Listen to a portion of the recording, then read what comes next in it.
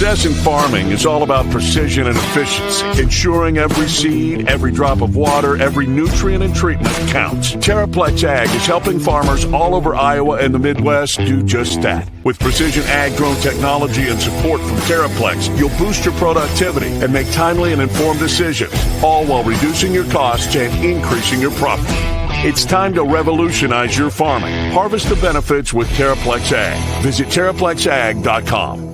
I'm Chris Williams from Cyclone Fanatic, and a proud Iowa State graduate from the class of 2007. No one shows up like Iowa State fans. And Cyclones support Cyclones on and off the field. Your gift can provide scholarships to students, fund groundbreaking research. We can even drum up opportunities for the marching band. Visit MoveWhatMatters.com to learn how you can make an impact today.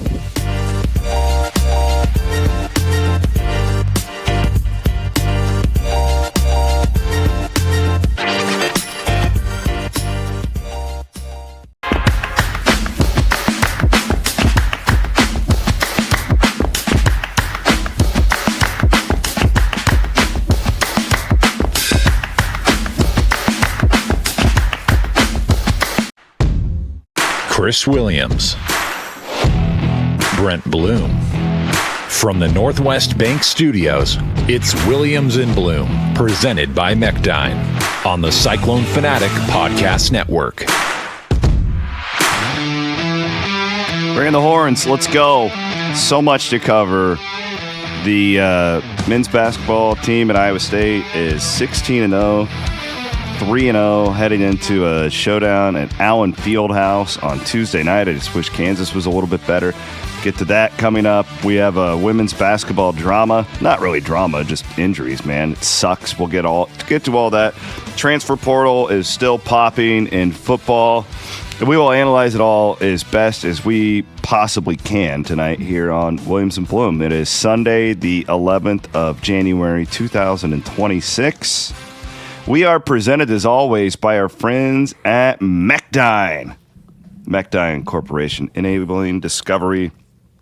If you would like to look for a new career in 2026, I would encourage you to go to Mechdyne.com. That is spelled MECHDYNE.com and check out their career page. They have, a lot of people don't know that, like we talk about them like they're a local company, which they are. They are. But they have locations all over the world. Like, so this is not just, you have to live in Marshalltown. Like, so check it out at Mechdyne.com, wherever you're at. Yeah, big operation in, I believe, Naperville for all our Chicago clones.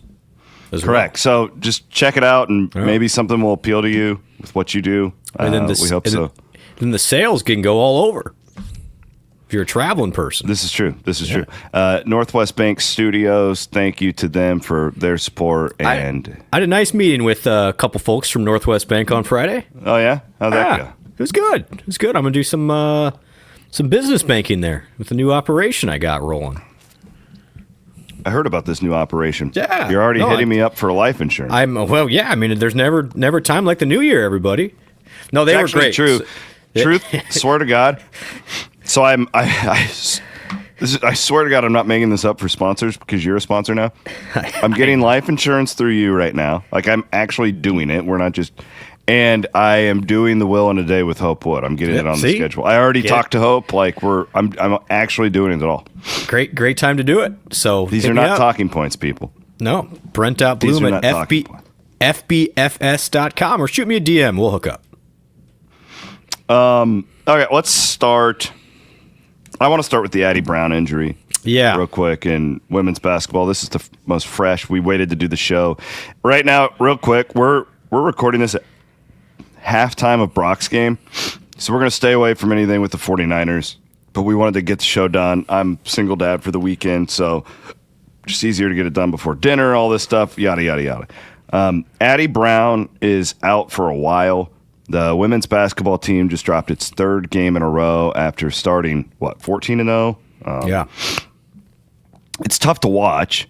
And first of all, let's hear Coach Finley. Jake Bryn, Cyclone Fanatic, got us this video from after the game, and then Blum and I will analyze it. I'd tell you if I knew. It's not tomorrow. It's going to be. There's going to be some time involved here, I think. Like I said, the medical team is making some decisions today. They're going to look at our options, but this is not a short-term situation. I guess I don't know if that's fair or not fair, or, you know. I mean, like I said, as soon as we know, again, I'm not one of these people that I'm going to hide anything from you guys. As soon as we know, we'll know. But I don't know the details of it. I think they wanted to see how she felt and talk to, her family and the doctors and all that stuff. But I think it's going to be the timeline is not tomorrow. I can promise you that. So that sucks.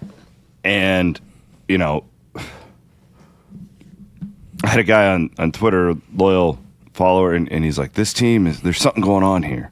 And my response was, yeah, because I think she's their best player. No, that's no disrespect to Addy Crooks. Like, Addy is phenomenal at what she does, but a lot of what she does is opened up by the mere presence of Addy Brown. We've talked about this before, the Melvin Edgem comps, like the, and really even the offense is... At current time, Joshua Jefferson comp, I think, is fair. Very much so. The offense runs through her in 80% of the time.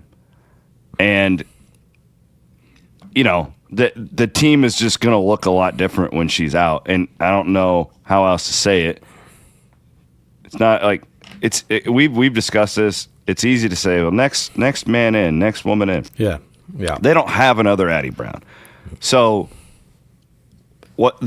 in my opinion, the best case scenario here is that they coach him up and, you keep adjusting. The team clearly doesn't know how to play without her.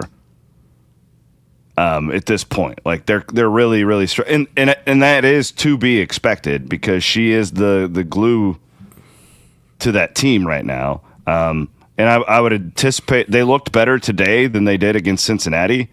Yes, even in a loss against a much better opponent. And I would anticipate they'll keep getting better, but this is bad, Brent. And like I don't know how else to put it. Like she is that good. She makes everybody around her better, and this just changes things until she gets back. No doubt, it's unfortunately a part of the game. Like this happens, but not to this degree. Again, Addy. I think and Jackson's out too. And AJ was out too. So you're feeling at two spots here. And those are two of your better leaders too. And so it's not just, obviously the on-court stuff, everybody knows how good Addy is. Like we talked about it on this podcast. I think she's a top 10 player in the nation. I really do. And her and Addy work so well together. I thought Addy played really hard today, which was great. She was good. Yeah, I thought she did too. Because that's a tough spot because it was literally they had 4 players around her at all times. It was good coaching by West Virginia, and that's the thing. West Virginia is very good. Yeah, they're a good team. They're one of the better teams in the league. They are, but it's just hard to manufacture missing everything she brings to the table. It's like if Jefferson or Royce White or Melvin Edgem weren't on the floor, like everything ran through her, and then she's a really good defender, really good rebounder. She's a leader. They look up to Addy, and you just hope it's shorter than longer term. But the concern now, C-Dub, is you're now what 2-3 in conference play. Yeah. So. And the Big 12's not great. The work done in the non-conference is awesome. Like I'm not afraid this team's going to miss the tournament or anything like that. Yeah, and they'll get the benefit of doubt with the committee when Addy comes back. Hopefully, I guess it's not a guarantee, but assuming she does. But and I'm looking at the schedule now, and you go to Colorado, and they're okay, but that's a tough place to go. And then Oklahoma State's really good, and you go there on Sunday, and it's just. Yeah, you want something good to happen to not let 3 turn into 4, 5, 6, and then you panic a little bit. I'm panicked. I don't blame you, and not having AJ there either. So if I'm devising a plan, time out real quick on that. It does sound like she'll be back. AJ. Yes. Before Addy, for people who don't know that. So they're not going to be without both of them but we think Addy's deal. I'm going off of Bill, and I think it'll be a month or more. Yeah, this isn't going to be Sunday by any means. Yeah, I think this will be pushing March by the time she can be back out there. And so you hope you have, and you get the benefit of the doubt. But if I'm now devising a strategy for this team, obviously you need another scorer. And I thought Jada showed a good aggressiveness today. She's got to start knocking down some of those shots. And then Reagan Wilson played great. I mean, She was really good today. That was what you need, somebody like that to step up. And 70 points isn't bad. It's just, but now you got to clean up the defense stuff too. And that's where these young players are going to have a little bit of an issue. Is Addy was long and a really good defender, and she could rebound. And now you wipe off a lot of that. But Jada's got to play better. And then Reese Beatty, who has been hurt, is healthier now. I think she's going to have to grow into a bigger role as a freshman. I really do, because she's one of the players on that team along with Jada that can get her own offense. And sometimes it's not going to be pretty, but they got to relieve some pressure off Audie. If she's surrounded by 4 people all the time, yeah, you have to hit shots. You just got to hit shots. And I think Sydney Harris will have to play more because she can hit shots. The problem is she's not the best defender. Rebounder. God, they gave up a lot of offensive rebounds in the second half today. God, it made me sick. Well, and that's the problem is when you put shooters on the floor, you sometimes you have some height. Like Lily can play in there. Lisa Williams can play, but they can't shoot. Beatty and Wilson, like those two, like I think you can coach them and show them some things still. They're like Harris is kind of like it is what it is. Like defensive wise, I don't. Do you go big? Like, do you consider that in some spots? You could, but then you just clog up more for Audie, and it just makes it really hard. I don't know what to do. Like, Addie's the one player. Like, if you lose Jada, as much as we love her, like, there's people you can plug in. Yep. I almost, in a weird way, think the team would be better off losing Audie than they would. Addy is just the glue that makes everything work together. I don't think that's unfair to say. And I'm not questioning Audie's greatness. Like, I hope people can understand that. Don't attack me for it. But, like, Addy, everything ran through her. It's a lot easier to scheme against a post when you can surround them with 4 bodies than it is a combo that can do both, because you can't put 4 people on somebody on the perimeter because then somebody's open underneath the basket. Like it's just logic here. Yeah, like this is not good. I mean, there's no way to put it. You got to tread water.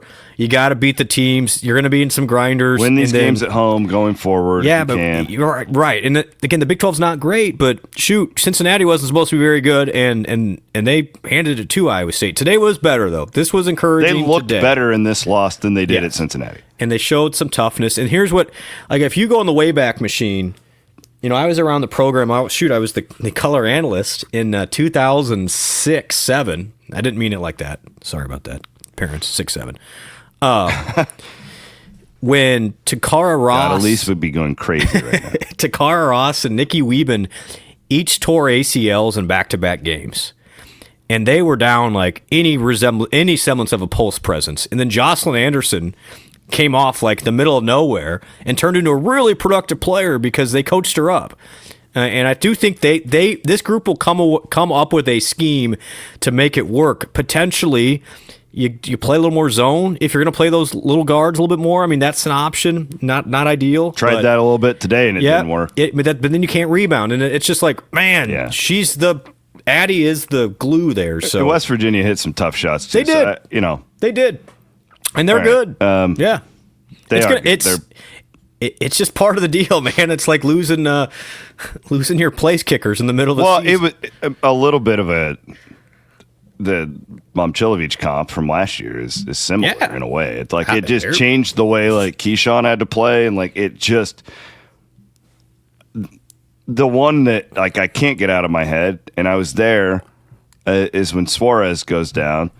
Yeah, Stephanie from a couple years ago. Yep. Because that team, more so than last year, like that team had a chance to do something big because she was so unique, and she was just a different like level of recruit than they had been getting, and especially at a position where they had kind of struggled. Like we've had good posts here, but not like to that level, like a surefire first round WNBA draft pick. She goes down in the season's pretty much. I think Addy will be the best WNBA player. All due respect to Bridget. She's had a phenomenal career, but I think Addy could even outshine that. I think she's that good. So I just want fans to understand like that this is because Addy, the problem is, doesn't get the headlines that Audie does. Right. But that doesn't mean she's not as important or It just sucks. Yeah. I'm she's really bummed, and she's a phenomenal person. And great young I'm really person. bummed out about this. I feel bad for all of them. But she's Feel bad for the fans. Yeah, but she's as tough as they come. If there's anybody who can come back and play and be She'll ready, come it's gonna back. be her. Yeah, it's going to be her. She'll come back. It's not a season ender that we don't think. As Addy sucks. said after I think it was the Baylor game, and she's right. But again, the days start ticking now. Is you'd rather be monsters in March than monsters in January, but. Well, Again, the problem is you got to like, stack some of these wins up here. Yeah, the problem is now it's like you miss out on an entire month or whatever playing together and just like growing as a team. Yeah. But glass half full before we move on. Maybe this will allow opportunities for a Beatty or somebody to thrive. And Evangelina Polk's got to play more. Like these are the types of things that can lead to bigger things. It's just I think right now on January 11th, it's going to be hard to be a top 4 seed and host at this point. That's what sucks. Yeah. I was thinking about that when I was leaving Hilton yesterday after the men's game. I had a pretty good idea this Addy news was coming, but wasn't good enough to report it to our premium subscribers yet. And I was thinking about some of my favorite times in my career were when the women hosted the NCAA tournament, covering those. So much fun. We got to call game like we called it was a painful loss, but it's just such a unique and cool atmosphere when Hilton's able to do that, and I was just like, man, I hope they can still pull that together, but it's looking hard now. Another reminder of the cruelty of sports in general. Like it can and it's another thing to enjoy this men's team as we make that transition, because you just don't know. And it's funny, I was texting with my friend Renee yesterday, who's a big fan, and she was in the crowd, and she does a lot of work with Fairway, big sponsor, supporter of Cyclone Fanatic. I'm a fan of Renee. Yeah, so we were texting about the men were down by like 6 or whatever, and it's just like you don't even like worry about it because they're just going to go on like a 15-0 run. It's just what they do. And my takeaway from that game yesterday, it's like, yeah, Dom Nelson had his moment, which was great. Yeah. I thought that the big schnitzel was fantastic in his 8 minutes of work. Like, there's a lot of like little storylines. My takeaway from that game was just the sheer brilliance of individual plays that we saw from Milan Momcilovic and Joshua Jefferson at different points, where it's just like you're looking at a team that has two, I think 3 almost sure thing first round draft picks on it, in Torrey, Momcilovic, and Jefferson.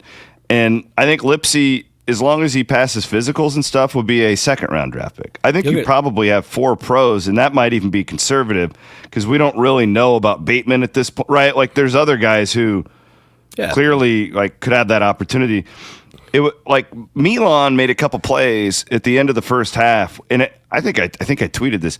Some of the best individual basketball we've ever seen at Iowa State, like just high-level stuff. That it's almost generational, some of the things that he's doing with the basketball right now. And Joshua made a couple of those plays versus Baylor, where this is, and maybe this is cause for concern too, going into Allen Fieldhouse, but I don't feel like they're even playing that well as a team right now, and they're winning all these games by double digits, which, again, is that good? Maybe, because I think there's like a whole other level that they can get to. Maybe it's like complacency at this point, but they're 16-0 and 3-0 in the league, third in the net, third in KenPom. This is a brilliant basketball team we're watching right now. Great point. Yeah, I thought if Iowa State plays like that in Otz's first couple of years, that's down to the wire because you don't have the scores of Momcilovic and Jefferson. And let's be honest, like you got to clean up the fouling, okay?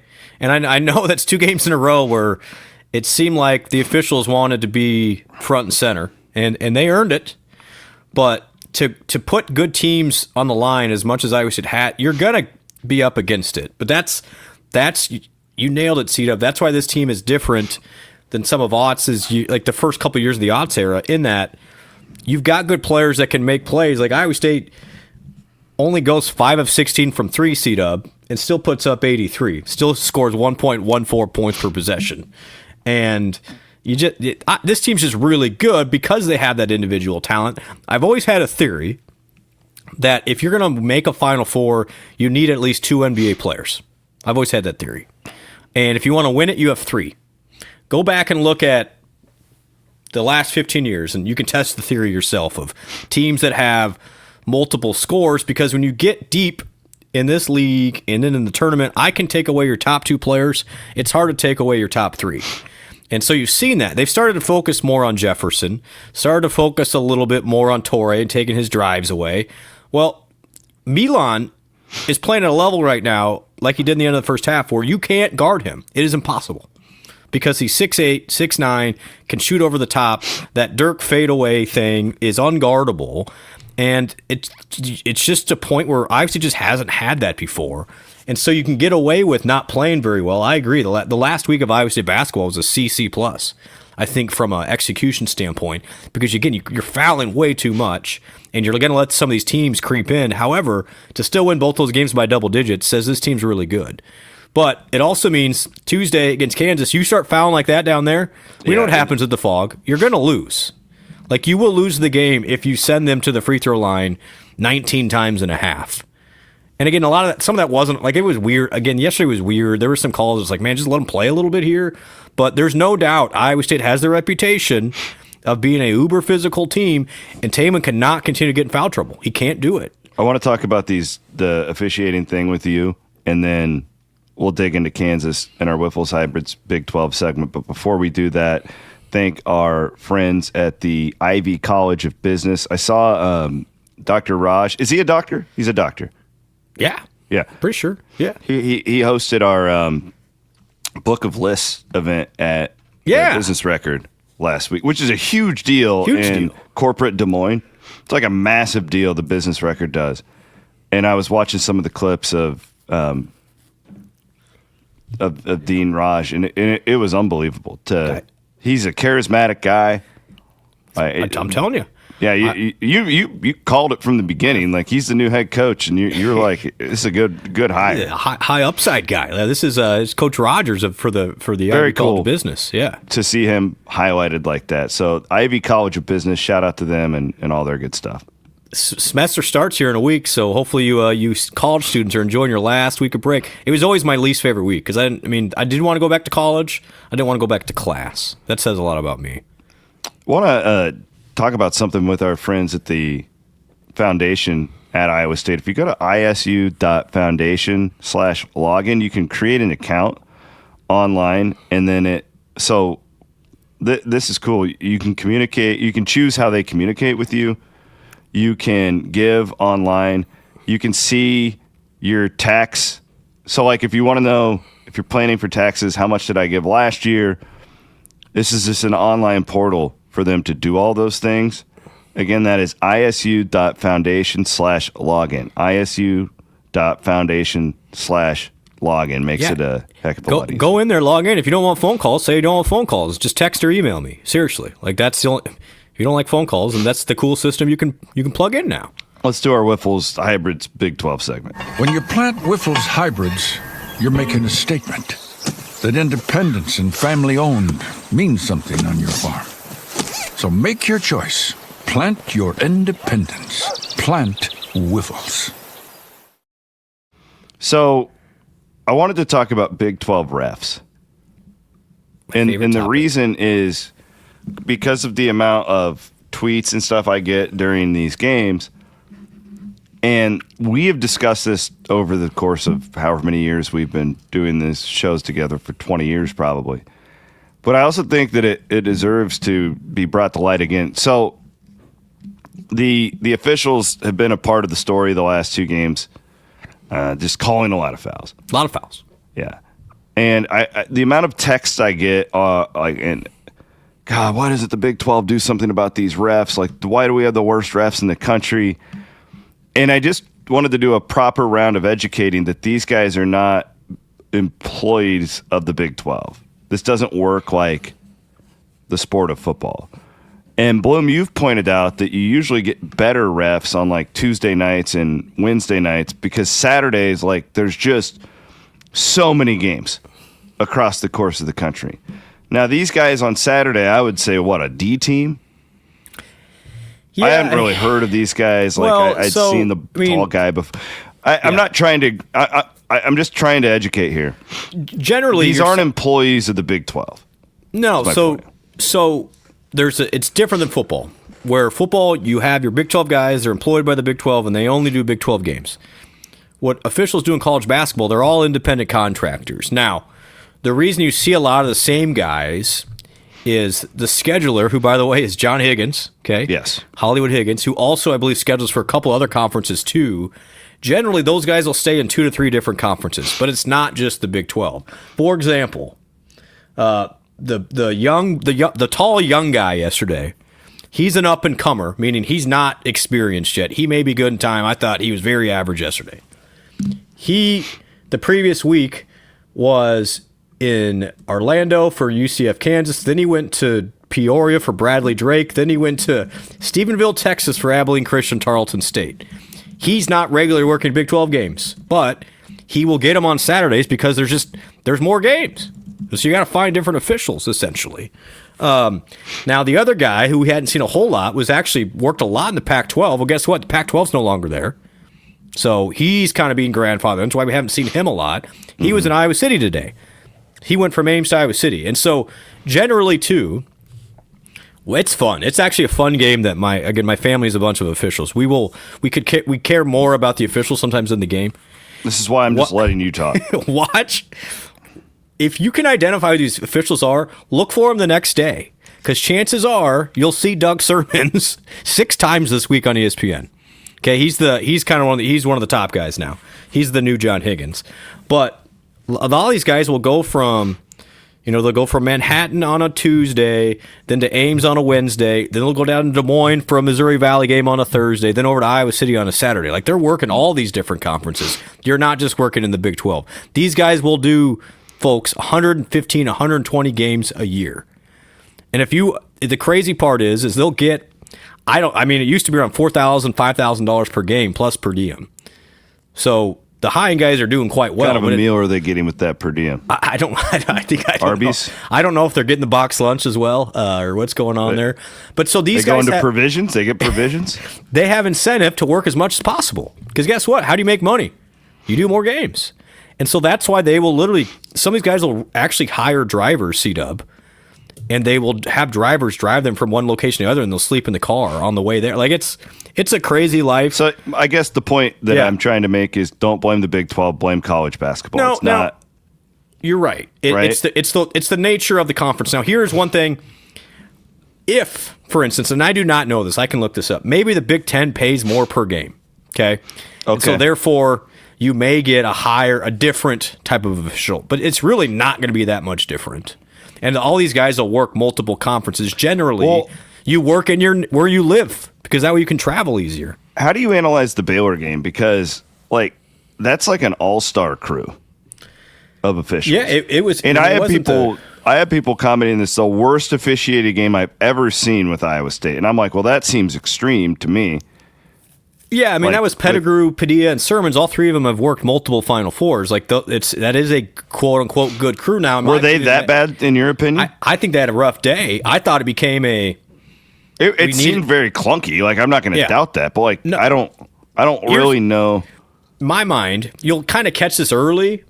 If you have 2 physical teams that both games, Iowa State's generally going to be a physical team. So what will they do, C-Dub, is they're going to try and catch it early and start calling a bunch. And then the reputation with Padilla and Sermons both is they will not be afraid to call a foul.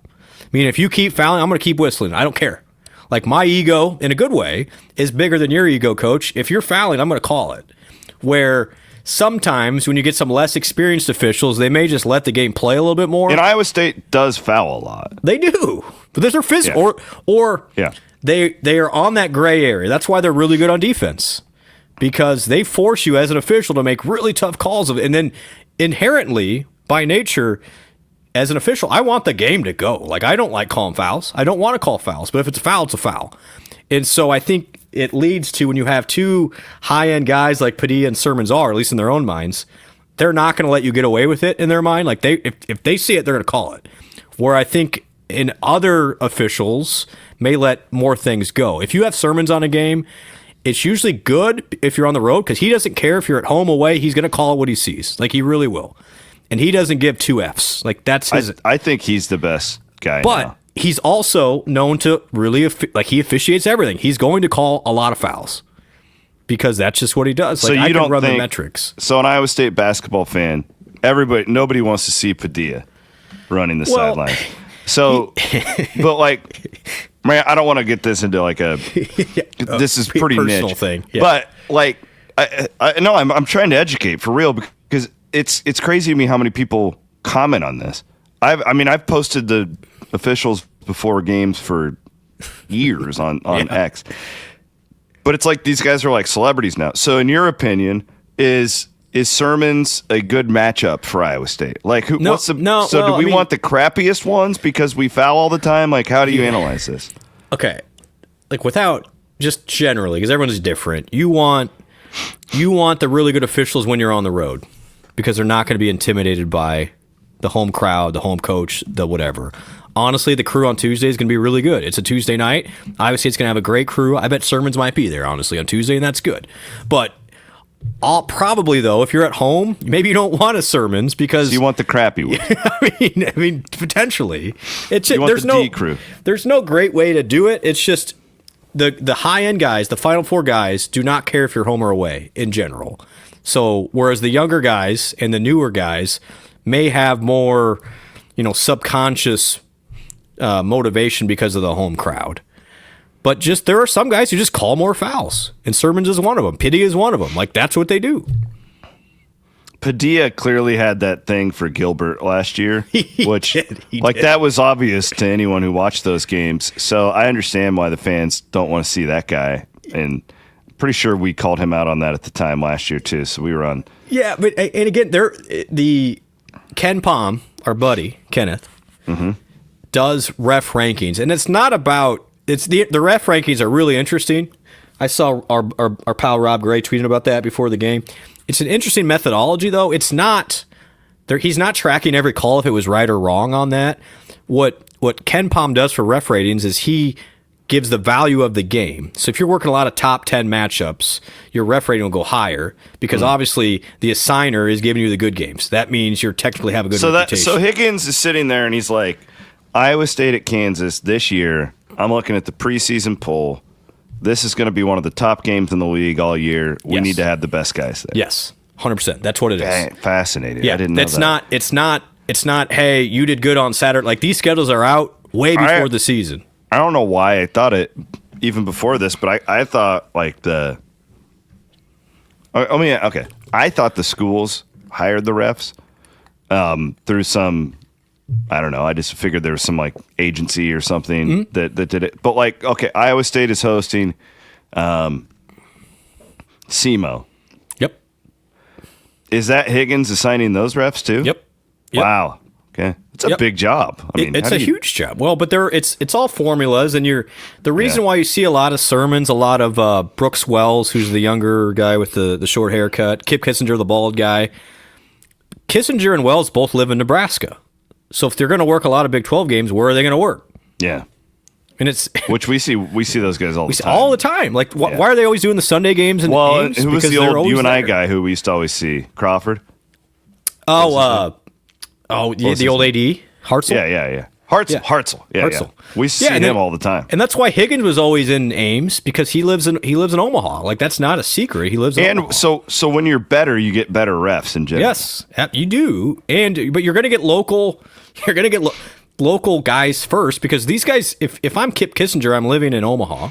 I think I don't want to go to Gainesville on a Sunday afternoon. In theory, on the Utah swing, which is coming up, there's a better chance you'll see guys who we don't get to see very often. Probably. You'll get some old time of the Pac-12 guys who may also be working the WCC then. Yeah, exactly. But you'll also, like Padilla, I know way too much. Padilla lives on the West Coast.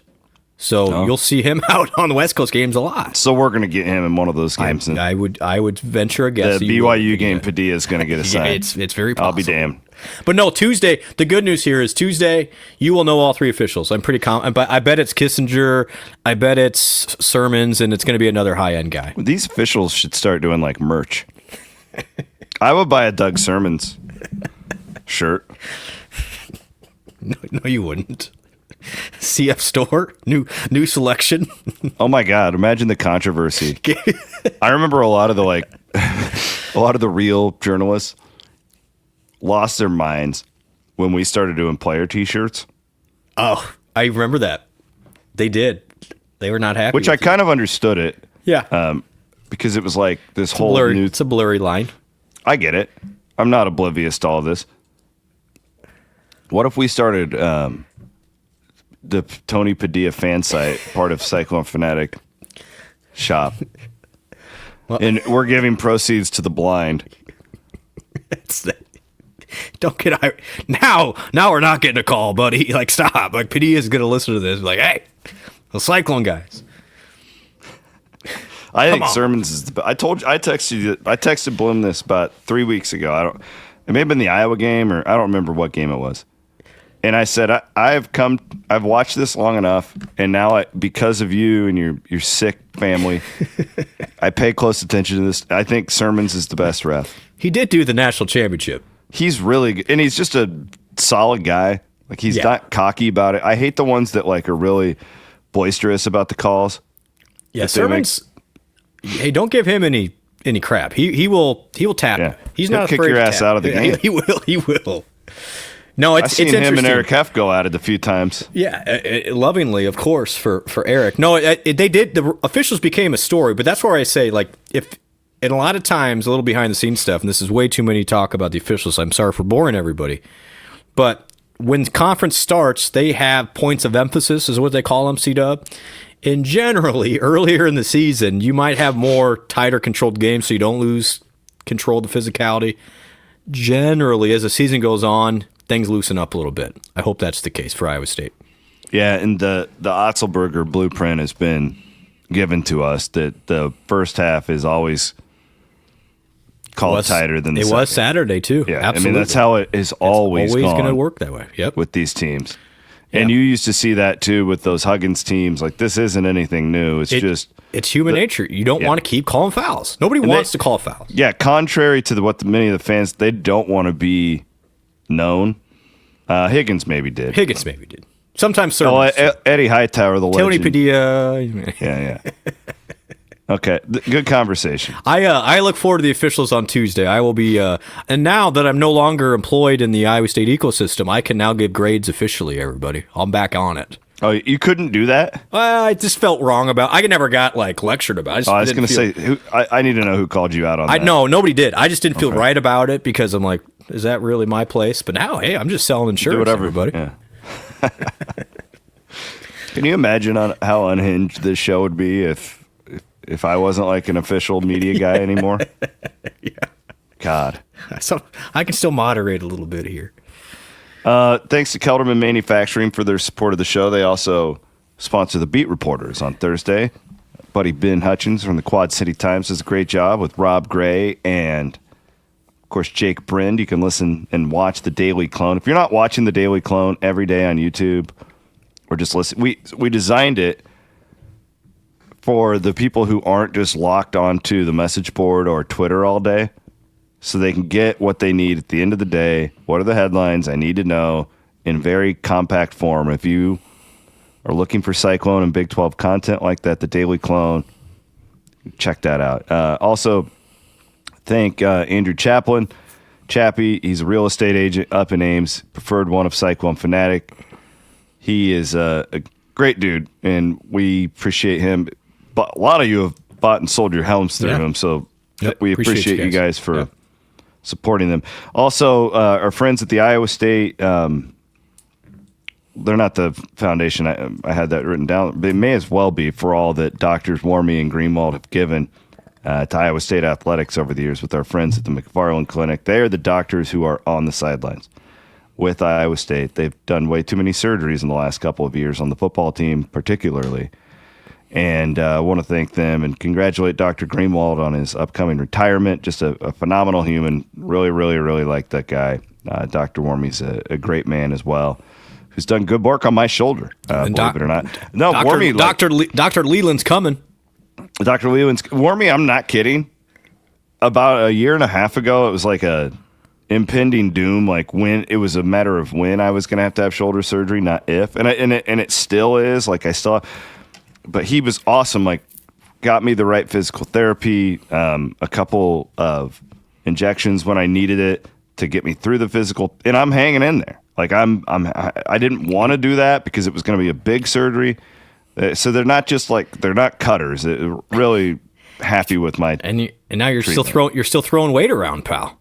I am. Well, it's part of the make everything stronger, and it's funny how things don't hurt as much. That's fact. I will take that to my grave, that weight training is the best as you get older. There's absolutely nothing better for you. Anyways, now we're all over the place. Refs, weightlifting tips. Realistically, this Kansas game real quick before we get into football. Yeah. I want to save plenty of time to talk about football here. Kansas has lost 2 of 3. Really, they should be 0-3. I'll say it. TCU totally choked that game at Allen Fieldhouse.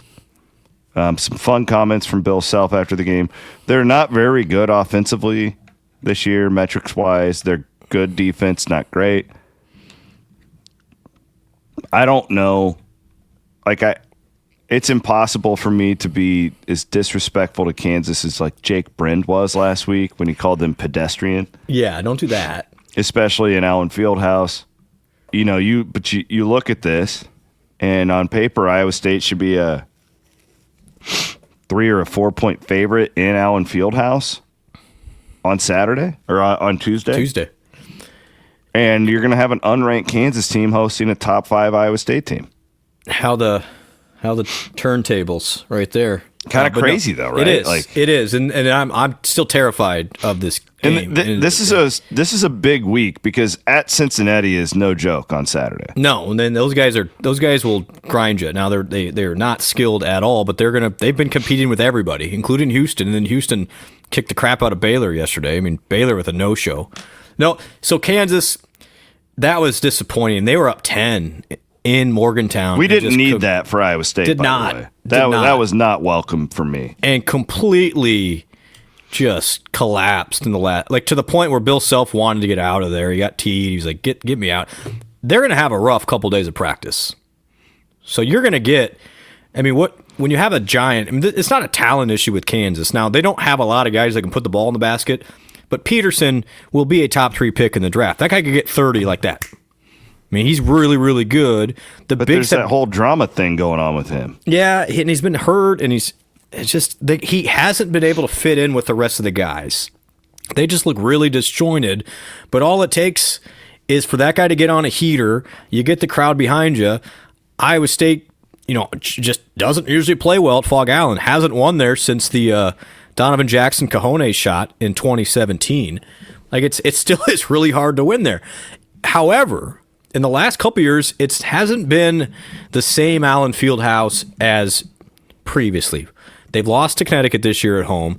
They lost 3 times in the Big 12 last year at Fog Allen. But I'm never comfortable going down there, ever, because they're going to be up for it. Those fans are going to be crazy because what better way to get your season back on track if you're Kansas when you start out in the top 10 than by beating the second-ranked Iowa State team at home? We've seen it the other way around at Iowa State over the last 20 years. Ken Palm has Iowa State as a 4-point favorite. What do you think Vegas will debut this line at? I bet it's 2.5 or 3. That's where it settles. Maybe 1.5, 2. I mean, it's. I would have put it at, if I'm Vegas,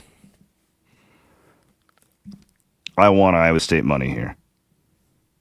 Don't you think the sharp money will come? The sharp money will come in on Kansas. It will. Don't you think? I do agree with that.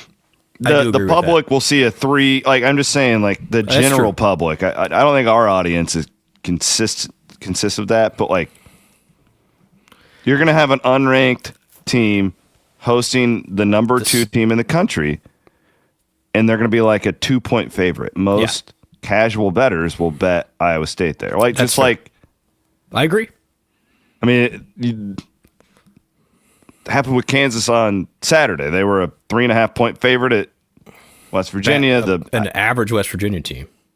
No, I do think Iowa State's a lot better than them. There's no doubt. There's no like at 1 through 9. It's Iowa State is a much more complete team. But again, all it takes is a couple strange whistles, and Peterson getting on a heater, the white kid getting on a heater, and Badunga dunking on your face, and then the crowd's in it. Like it's.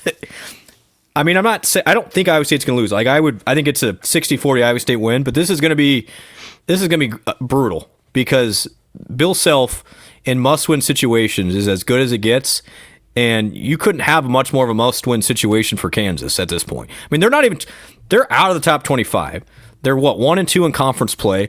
They fall to 1-3. They didn't really have a great win in the non-conference. I mean, I'm not putting Kansas on bubble watch by any means, but they can't keep playing this way and expect to, they're definitely not in the conversation for the conference title at all. I'm not putting them in there, but they got to be careful now with throwing away, being a top 8 seed in the tournament, even in the NCAA tournament. So yeah, it's going to be. Iowa State's getting the A+ effort for Kansas. I just don't know if they're good enough to, even if they get the A+ effort. We'll see. Big moment for Iowa State. I think big moment for this season, Brent, because they really haven't had a big game. Now, I would argue the Baylor game was. Yeah, and they Purdue responded. And they no, I'm saying since Iowa. Oh, I see what you're saying. Yeah. And again, Baylor was a good test. That was a good stepstone to this, but like an emotional. Yeah, when you're in the middle of it.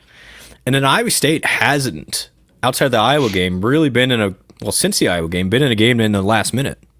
No. And how did how do the players handle it in that environment? I think they're ready, and I think Iowa State goes and could win this game by double digits. It's just hard to do there, but I get it. But you look at the trends in college basketball. The really good teams are not just beating the mid-tier teams, but they're killing them. What Arizona did at TCU. Yep. Now TCU is different than Allen Fieldhouse. I understand all this. Yeah. I think that they're going to win at Kansas, and then Cincy's the game that's even scarier because of style of play, and it's the hangover off of the Kansas. Who's going to stay tuned for that? You know who's going to make himself a big reputation on Tuesday night if it goes well? Mr. Killian Torrey. Yeah, because he's going to get the assignment. He will absolutely get Peterson, and Peterson's a top 3 pick. And so if I'm Iowa State and TJ right now, other than showing him MMA clips like he always does, this is like, hey, Torrey, you want to be a first-round pick someday? Shut this guy down, and you're going to really start to notice your reputation take off. This is a huge moment for Torrey, and it's not anything to do with offense. Excited for him. I can't freaking wait. And that's why I think Iowa State can really control this game. Like, if you shut Peterson down, the Council kid's a nice player, White's okay. Like, they just don't have a lot. I mean, if Kansas wins this game, Peterson is 25 or more. If you keep him under 15, I think you can win by double digits. I do. Let's freaking go. That is an 8 o'clock tip. So Cyclone Fanatic, the Carl Chevrolet pregame show will be on at 7:30. We'll go up until tip probably, since it's a huge game like that, and then post game right after, and then the After Dark guys will be on after that for the post game show. I think I'm going to join them on Tuesday night. Oh, late one. Yeah, why not? What's the television situation? I reckon that is ESPN. It is. It's the big dog. The big ESPN for that one. Do we start Big Monday? Or we have to wait until after the national championship game for that? I looked for it last week. I didn't see anything, so I don't know. Bloom, I think, by the way, I'm putting my chips in. I think I'm going to go to Arizona for Big Monday. I feel like I personally need to slay that demon. I was talking to last year. A friend of mine last night. What if Arizona and Iowa State are both undefeated come the game? I know. I think I'm going to do it. It won't happen, but it's just fun to think about. No, I think I'm going. I'm sending Brend on the Utah swing. Okay, good. We'll be there on Tuesday. I've never met a human that has more weddings than Jake Brend. He can't go to Cincinnati. I was going to send him to Cincinnati. Not his Jake wedding. Brend has a wedding every other week that he has to go He's to. in prime wedding age range. Oh, we're God. out of that now. It's really annoying. His friends need to quit getting married. Quit Damn getting it, married Brock. in basketball season. Jesus, Brock just threw another interception. Real quick odds update. Sorry. What's the score of Brock? Brock not doing great? Brock's up 17-16 right now with 12 to go. Just threw an interception at midfield. Okay, come on, Brock. Iowa State to reach the Final Four. Odds now down to plus 170. Wow, I was going to say 200. That's even stronger than I thought. Crazy. Iowa They're State really good, guys. They're really... Iowa State, lowest I've ever seen in this a number with Iowa State. Iowa State 10-1 to win the national championship. Everybody. Joshua Jeff. Oh, this is fun. You ready for this? Player of the Year, a little Wooden Award. Yeah, Joshua Jefferson, the third best odds now to be the Player of the Year, the Wooden Award. How about that? Oh, man. Thank you to the We Will Collective donors for keeping him in Ames in April. Yeah, no kidding. Okay, well, just real quick, I'm sorry we haven't done more football. Yeah. There's just a lot of headlines today, and then so this is where I wanted to go with the football conversation. Obviously, these transfers keep rolling in, and we're going to have a lot of time to break them down when we know more about all them as individuals, where they fit in, how this puzzle goes together. Spring's going to be so fun. It's going to be the best spring in a long time. In a 'cause long there's time. so many more storylines. Absolutely. My question to you is this. Okay, real quick, two more guys who I reported earlier last week to our subscribers. One of them is public. I don't know if the other one is, but I'll just break the news then. Let's do it. Coffee, the corner, is coming back. David Coffey? Yep. He announced that on Saturday night, which is massive. That's Huge. probably a starting corner for Jimmy Rogers' defense, I would say. I was talking to Jaden Higgins after last year. I was like, "Hey, Jaden, give me a little intel on some of the young guys that have impressed you most. You know, that are maybe future NFL guys that nobody knows about." And he said David Coffey was the number one guy. FYI, he got hurt a little bit this year though, so he didn't play a lot, but his upside's really good. Huge Well, kid. I remember after the corners both blew out their ACLs. Still can't believe that happened. Yeah. I asked Hoodger, the GM. Yeah. He won't care if I say this, but I was just like, what is, because I knew what Bell was like, and I was like, is Coffee, like, is he ready? Like, what? Because Taylor was the other one. Yep. Where did he end up? Is he at Penn State? I don't think he is announced yet, C-Dub. Okay. Bell's at He's pretty Michigan good. State. Bell went to Michigan State. Bell's at Michigan State, Yeah. and I think Taylor's pretty good too. But like Coffee, Hood basically was like, we've played with a lot worse guys who are starters than the three dudes that are left over. Like Coffee, I remember in camp, he wasn't pushing for a starting job, but he was damn well. He was in the nickel mix. conversation. Yeah, he was ahead of Trey Bell at times. Yeah. This, like, if you got David Coffey in the portal, it would be huge news. So this is a big time get for the defense. Great. Taylor ended up at Mississippi State. Okay, so and he's then- getting paid. He And went again, SEC. I don't want to keep bringing it up, but Jeremiah Cooper finally announced today he's going to Penn State with the Which that surprised me. a little bit. So, but no, to get Coffee there, great. And then River Peppers has a lot of upside, but again, tore his Achilles. We in hadn't that actually Colorado said that game. yet. Oh, that was, sorry. Yeah, no, you're good. No, I don't care. I was thrown off the audience. That was the second guy. Second one, Is yeah. River Peppers, the running back, we are confident will be on the team next year, which I get it. When you're watching all these transfers roll in, well, where are all the running backs? So you get a kid today from Oregon State, and then Peppers is going to be a Cyclone. So what an unfortunate thing that was. His first play of the year Yeah. blows out his Achilles against Colorado. I think it was Achilles or it was Yeah, his it was. knee, one of the two. Okay. It was.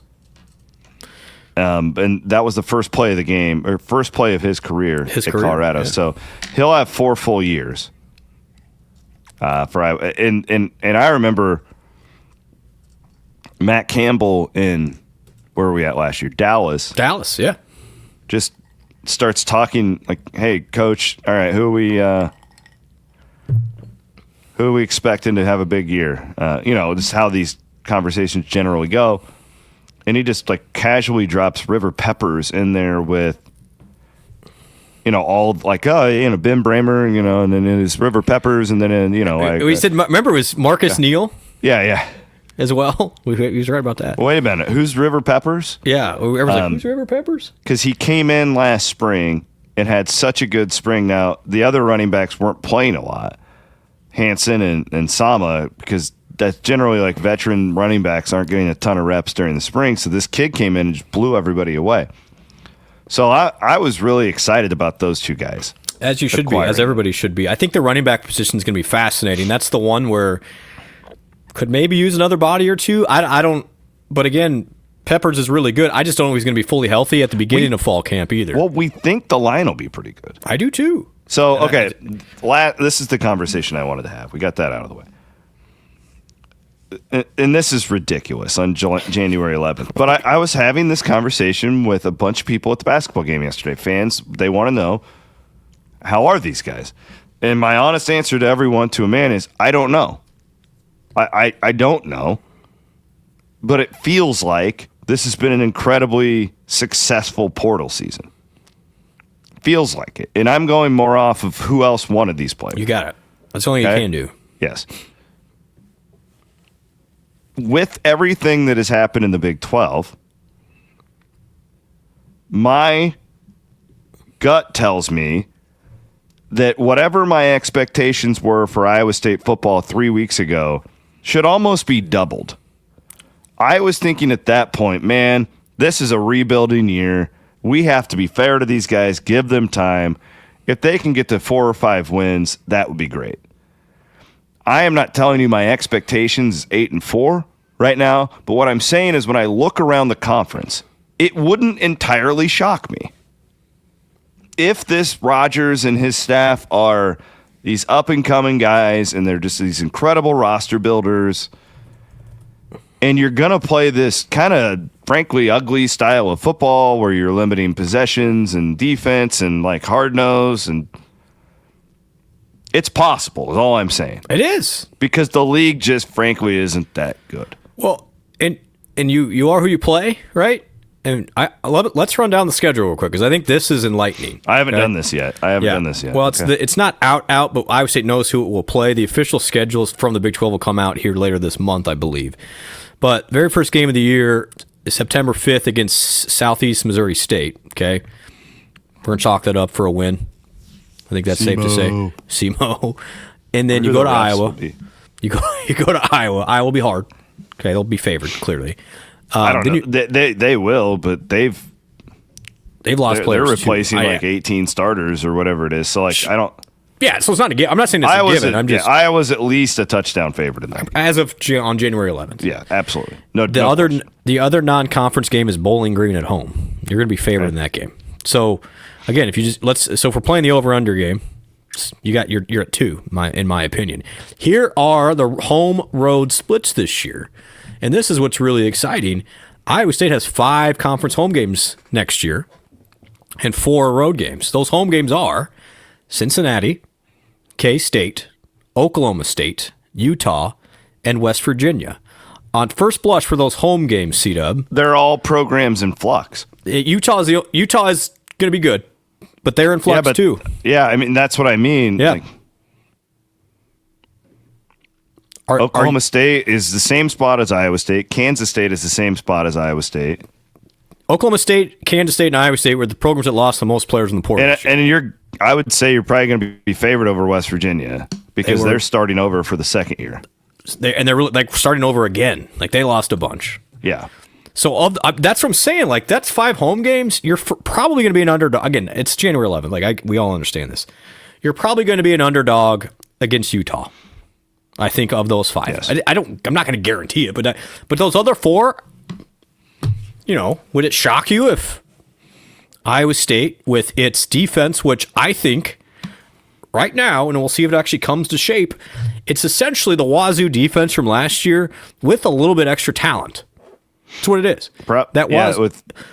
Hawk would be a starter for that team last year. And they obviously just got Wazoo's two best players, and Isaac Terrell, the defensive end, committed yesterday. He had 7 sacks, led the Pac-12. Pac-12 Defensive Lineman of the Year, which is hilarious that the Pac-12 gives out awards considering there's only 2 teams.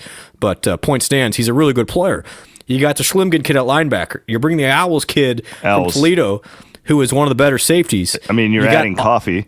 You got Coffee. You got all those D linemen. Like, I have the expectation, as of today, I think this Iowa State defense will be top half of the Big 12 good. I do. Based on coaches, personnel, and what they did in the portal. And that's that's a Washington State defense a year ago that finished 19th in the country in yardage and scoring. So you're going to be good on I firmly believe that. Now, the talent is better in the Big 12. You're going against better offenses. However, I have no doubt Iowa State is going to be in a lot of these games solely with the personnel on defense. So there's that. Now the 4 road games are hard. Not gonna bull crap anybody here. Arizona, Baylor, who just got DJ Lagway from Florida, by the way. I don't know if you saw that. At BYU, who will be a juggernaut next year, and then at UCF. So in theory, should be better. UCF should be better. I don't know. It's still Scott Frost. So I mean, you look first blush. Iowa State's on January 11th. Wait, say that again. They don't play Tech? Don't play Tech. I mean, that's massive. Don't play Tech. Don't play Arizona State. You'll be a double-digit dog to BYU to start. Yep. I would say that's the only one, though. Am I wrong? No. Yeah, again, we need... But I'm going more, just of my gut feeling, watching the rest of the league. Everybody's kind of just in flux. Everybody's getting buried in some ways. Now, BYU's not, and Utah's been able to keep most of its players, although someone went to Michigan. I'm with you. I would be fascinated what that over-under will be for the football program next year. Fascinated. I would put it right now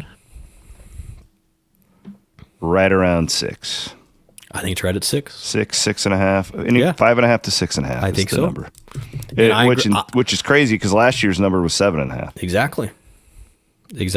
And that was kind of like free money. Well, I mean, it turned out that you had to sweat it. It's kind of stressful. Had you not had the, you know what I'm saying, though. I don't think the fan base realizes how navigatable, if that's a professional word, this schedule is next year. Well, hopefully they do now. It's a perfect way to start the era because I think Iowa State's going to have an identity right away. The defense is going to be solid. The special teams, I think, is going to be really good. I mean, when you're talking about low possession games, C-Dub, what do you need? Kicker, punt returner, kick returner. Aiden Flores back, by the way. Conradi's back. You get a really good punter from Washington State. There's a lot of things to like here. You have an experienced quarterback. I don't. Yes, that's the other thing too. You have a guy who's taking a ton of reps, and then whatever happens behind him, and maybe Moberly's the guy. I don't know. I have no idea how it's going to work out. But my point is, I feel really comfortable in that room. I do too. With both of them, and then the Flores kid committed. Comes in. Yeah. Flores from Oklahoma State, who started games for them this year as kind of an insurance policy. No, and here's the thing. What gives me confidence, if you were totally let's tear it down and just rebuild with young players, you don't bring in a Jalen Rayner. You just don't do it. Correct. That move to me tells me this program can win next year. And I'm looking at the schedule. I'm looking at the players brought in. Again, you're going to have to do a lot of mixing and matching, and I don't know how it's all going to work and gel. However, just on a roster situation, I'm with you. 8 wins would not. I'm not calling for 8 wins next year. I'm saying it wouldn't be the craziest thing. If you would have told me 8 wins 3 weeks ago, I'd have said you're nuts. That's how good they've done in the last 3 weeks. It's a good way to end it. Yeah. George Costanza. Leave everybody on a high note. I'm excited. I really am. I think this defensive end's really good. I think he's going to be really good. I like the one crazy guy. The one that's doing WWE stuff out there. These guys are gonna I want that guy on the pod. They're gonna be gritty. Be tough. I love Cale Brazina, by the way. I still do. I don't care. He's still my boy. I do need to get a current Iowa State player behind me. Thinking about Moberly, Flora, Rylan Barnes, some of the OGs that decided to stay. Keaton Roscoff's been very active trying to recruit. Money guy. He was kind of the first. Come on. Yeah, I'd like some opinions out there. Some opinions. Yeah, let's go. Maybe River Peppers feels like a good investment right now. Could be the man in the future. Be a great jersey to have up there. Who says no to a Peppers jersey? All right, this is getting crazy with Brock. You gotta get. All right, love you all. Northwest Bank Studios for Brent Blum. I'm Chris Williams. Have an awesome work week. We'll be back on Daily Clone coming up, of course, and then 7:30 pregame on Tuesday. Later.